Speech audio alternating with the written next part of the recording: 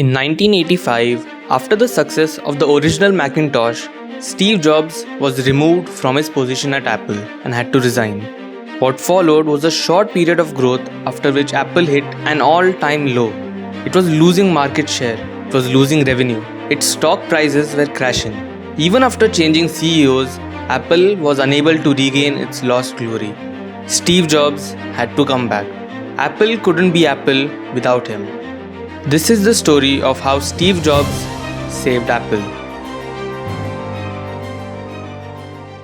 An artist is good at creating art.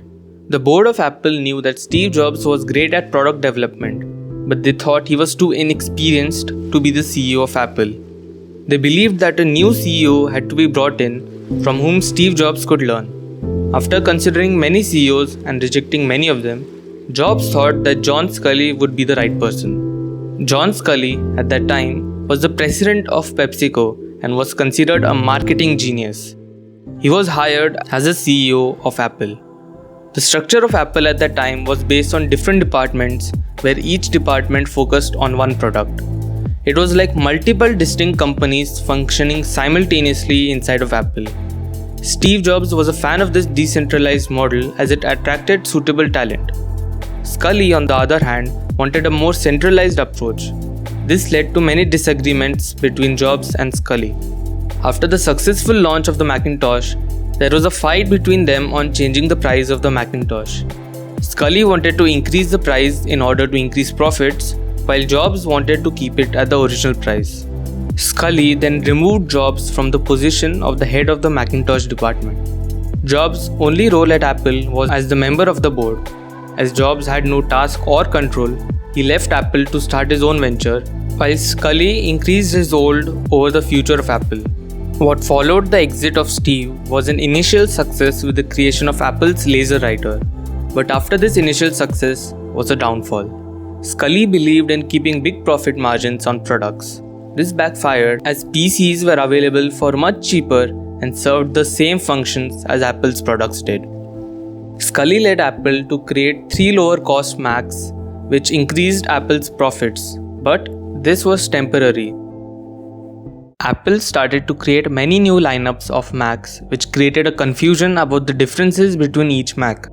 Moreover, the lower-end Macs ate into the sales of the higher-end Macs. Apple also ventured into different markets such as that of TV appliances and CD players. Apple also spent a lot of resources on Newton, which was a personal digital assistant or PDA. But this product couldn't bring in big sales and had to be discontinued. As Apple's philosophy of simplicity got blurred by the introduction of too many products, Microsoft continued to capture bigger chunks of the market. As Apple's product sales started to crash, Microsoft got the upper hand and Sculley had to leave. Michael Spindler became the new CEO and entered into an alliance with Motorola. Apple's computers began to use Motorola processors and Motorola was given the permission to create clones of Macs that would be cheaper. Little did Spindler know that this move would hurt Apple's market share more. As more companies started to make clones, there wasn't an incentive for buyers to choose Apple's Macs over the clones, as the clones were much cheaper. Moreover, clones damaged the image of Apple. From a brand that would think different to a company that was desperate for more profits, Apple had changed a lot.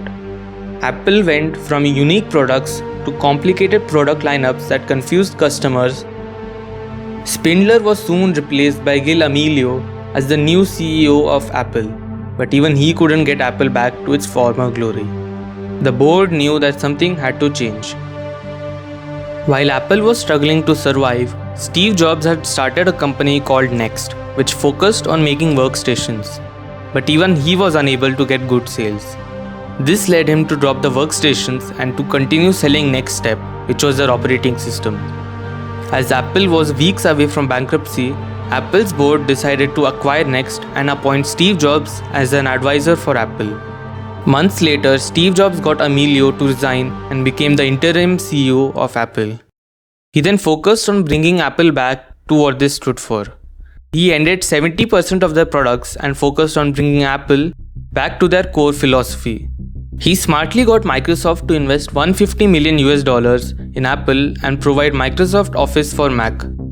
Microsoft had to do this as it was being charged with anti-competitive practices at that time. By the end of the first year, Steve Jobs had brought Apple back to profitability. He went from interim CEO to the official CEO of Apple. He brought Apple's focus to the iMac, which was different from the other computers available in the market. Next step, the operating system at Next evolved to become the Mac OS X. Soon Apple started to make products that changed the world we live in. In order to gain customers and create a brand for Apple, Jobs created the famous Apple stores we know today.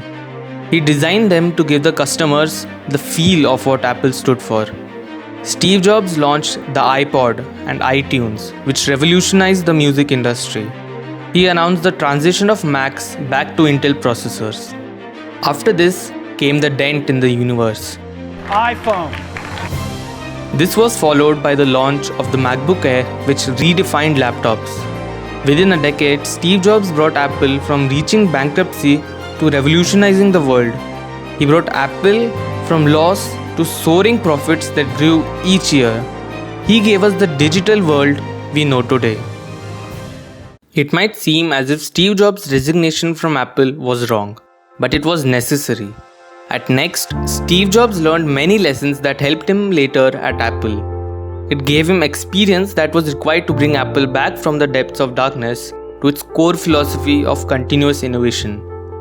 Along with being an artist, Steve Jobs also proved that he was a good leader and a visionary.